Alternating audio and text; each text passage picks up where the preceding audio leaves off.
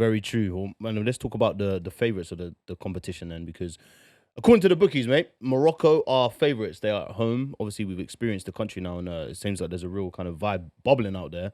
But it'll be Morocco, then Egypt, then Algeria, third favourites. Then from there, it's Senegal, Nigeria, and Ivory Coast. What about Ghana? What about Ghana? They're going to the World Cup. Are we not favourites for AFCON. move on? No comment, no comment. Morocco, though, they've done really well at the last World Cup. They're a really strong team. Hakimi winning CAF Player of the Year. Are we expecting these guys to just take it home? I can't, like, on paper, yeah, I look at them and I'm just like, I feel like they're going to run away with it, man. Really? I just think when I look at, if I'm being honest, like, I feel like the only team that can compete with them currently is Senegal. But I just look at what Morocco has done since the World Cup, not in terms of just performances, but development, in terms of getting people into the team. You know, you've had guys that could have played for the likes of Spain or France, switching allegiance to come and play for these guys. Like, it just shows that they're building something. And I just feel like home advantage, bro, like Moroccans love their football. If you feel like, if you're coming into the AFCON and you're playing Morocco, you think that the fans are not going to have an influence on you, you're having a laugh because, yeah, they know how to make noise. But I think Morocco at the moment, they just look too strong.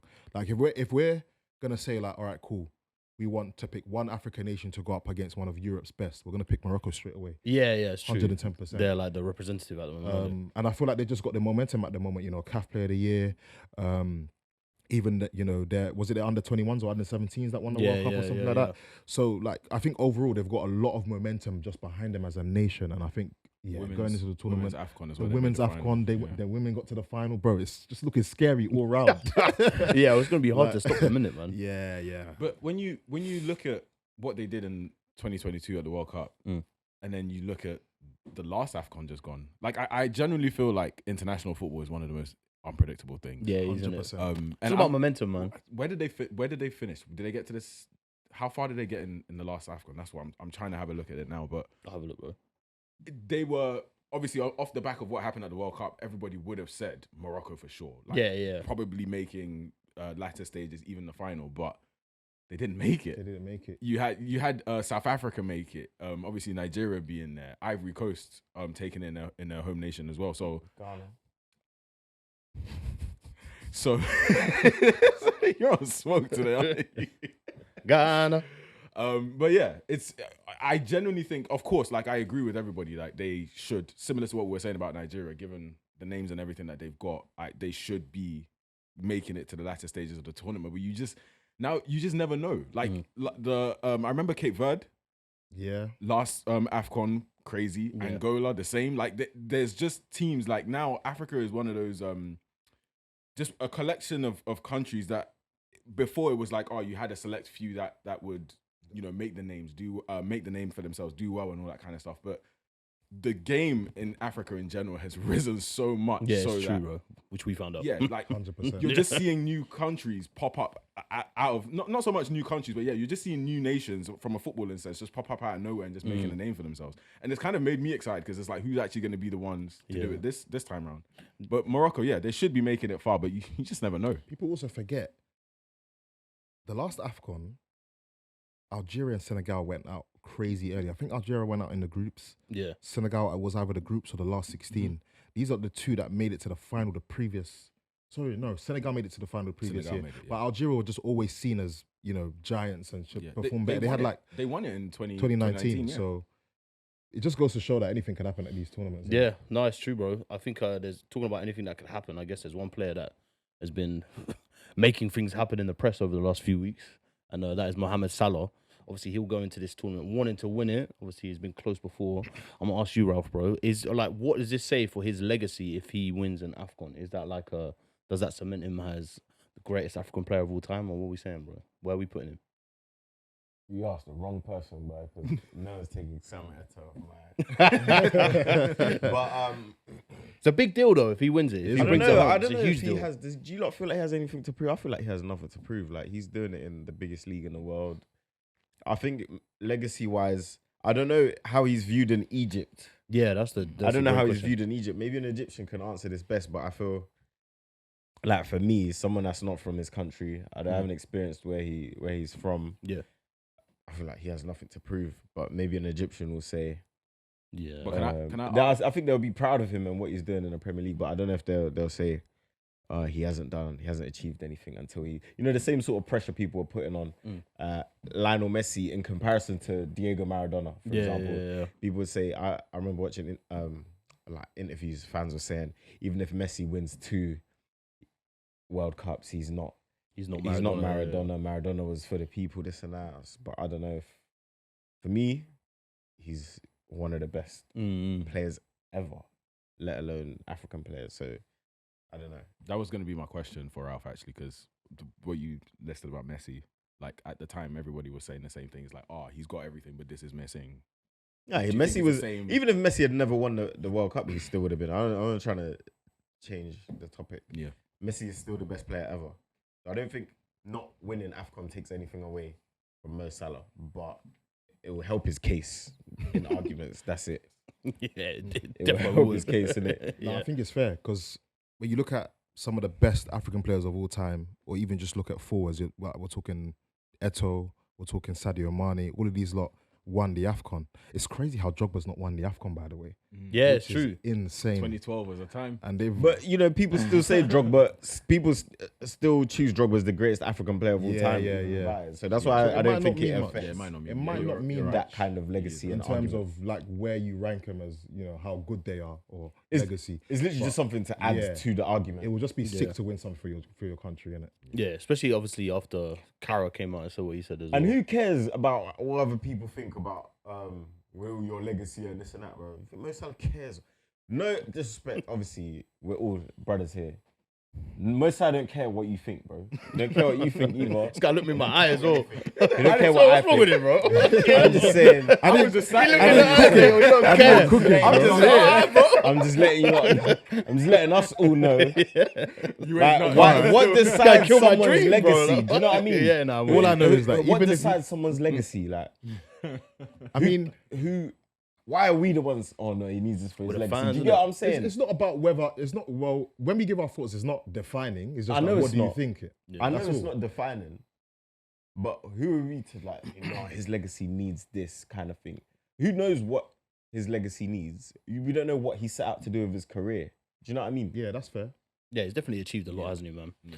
I guess maybe to just get Carragher off his back, he wins this, and then everything remains. Carragher won't care. Carragher still won't rate him. Small tournament. Well, actually, no, Carragher obviously does rate him, but this won't do He nothing. says AFCON's a small tournament. Yeah, does he still rate? Does he what's his rating for AFCON now? Then You want to ask him? he's using it in. He obviously don't rate it. Yeah. Why would his opinion change? He just apologized for the sake of apologizing. Let's not give him free clout, man. It's ESPN. Yeah, that's true. Well, let's move on to Senegal. Obviously, they have one of the strongest squads on paper. I'd love to see them do well. I went to watch them against Brazil. Yeah. They lost 2-0. Brazil, I guess. Obviously, shout out my boy Nicholas Jackson came dapped me up. Obviously, I was like, oh god, of course. So I just said his name drop. That's why you mentioned. That's why you wanted to be the first to talk about Senegal. I was gonna say something about the game. No, the game. They had moments, innit? They had moments where they just didn't finish. They didn't take their chances, whereas Brazil did. Yeah. But I actually think Senegal had so many moments where they could have taken the game. Obviously, bro, not one team isn't gonna have 100% of the momentum for 90 minutes. That is impossible unless you're playing against under 12s. But I feel like Senegal had great moments. They had a great team, great squad. I think that they have balance throughout the pitch. Like a good core as well. They've got a good squad, bro. And yeah, I think obviously Brazil's like top position. I don't know where they're ranked in the world. But then we saw how they dealt with England. Like, what if you look at that and then look at the Brazil game? I was just saying Brazil was just more recent from what I saw, and that's more likely to be the exact squad that's going. Like Iliman and Jai, I love him so much, bro. What a player, man. Sadio Mane, I don't know if he's just getting away with stuff because he's Sadio Mane. I didn't think he was amazing, but God knows, like, obviously when the tournament starts. But yeah, like I was saying, it's just they had good moments. I feel like if they can take their chance, they have because there were times where they were troubling Brazil. Brazil couldn't get out of their own half. They couldn't break apart. What do you think about Nicholas Jackson, by the way? Because I feel like he's like Nicholas Jackson. Nicholas Jackson. Because I was reading some stuff about like who the players to watch are in the tournament. Someone mentioned like Nicholas Jackson. Like this could be a real breakout, not a breakout tournament for him, but Bro, it could be a big statement for him. I swear to you, yeah, at AFCON, every player's to watch. Yeah, I'm being yeah. so serious, bro.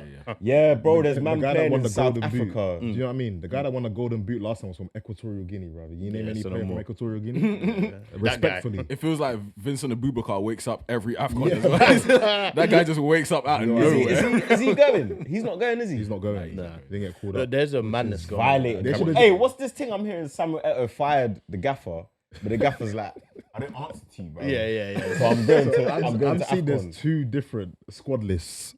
One from the manager and one from the officials.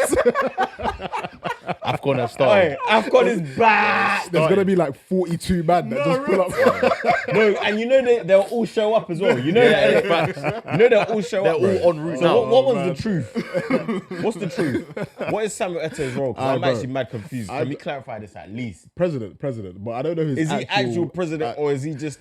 Is it an honorary title? I have no clue, bro. We're about to when they play their first game. I can't wait. Because my Yeah, boy's in around it. the Cameroon squad, and he posted on his IG. Oh, thank God. So he is the So he's not in president. Into squad.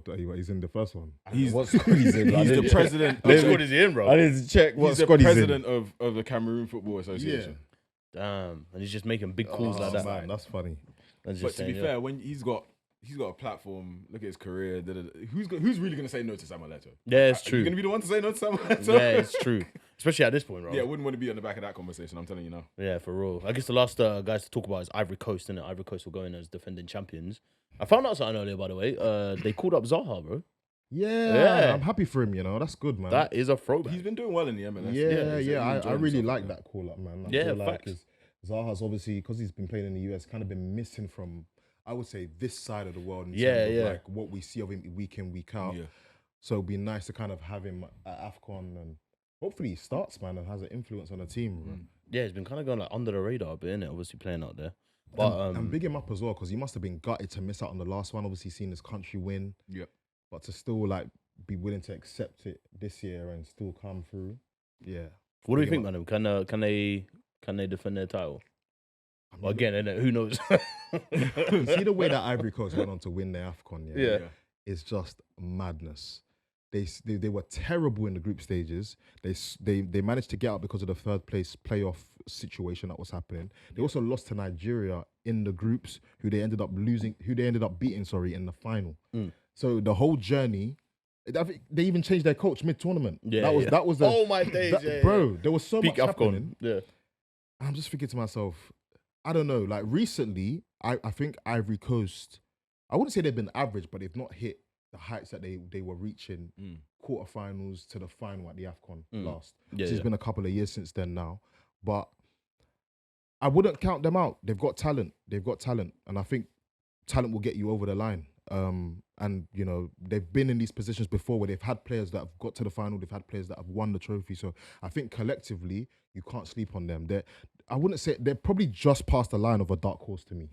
I think I agree with Simon with everything he said, because with Ivory Coast in the last tournament, sometimes when it comes to tournaments in general, sometimes when you feel like the script is just written. Yeah. I feel like that was the case for Ivory Coast in the last tournament, it being in their home country. They And changed the then manager even mid-tournament. everything is down crazy. to the person that scored the final goal for them to win the Yeah. tournament being Seb Allaire. And the fact that he was diagnosed with cancer and having like coming out of that and then winning that with that goal for his country. I just felt like that year it was destined for them to take it. He might be out as well, by the way. Yeah, whether or not, I feel as though that was one of the main driving forces that kind of took them to the title that time round. Don't know if, obviously, it's going to be a completely different ball game now. So, I don't know. I'm not too sure if I'm going to rank them as highly as, obviously, some of the other names that we've said. But, again, we say, nothing's impossible. But, I don't know. Just last time round, it just felt like it was just written for them to win. Yeah. Guys, predictions, man. Who's going to win? Who's going to win this AFCON? I feel like it's one of Who those. do you want to win, and who do you think's gonna win? Of course, I'm gonna back my boys Nigeria. I want them to win it, and I want them to bring me another AFCON trophy. But Morocco will win the tournament. I think I'm going to go the exact same answer. Oh, actually, no. I'm backing Nigeria to win it. They're going to win it. I like that. I want Zimbabwe to win. If not, I want South Africa to win. Yeah. Chai. If not, Let's scrap the whole tournament.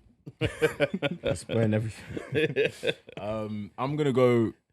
I would like for South Africa to win as well. Yeah. Based on the way they performed in the last tournament. But I can't say Nigeria. Why not, man? I just can't do it. It's not within. But my if that's how you feel, vocabulary, bro. but I think it's gonna be Senegal. I actually think Senegal are the ones that are gonna take it.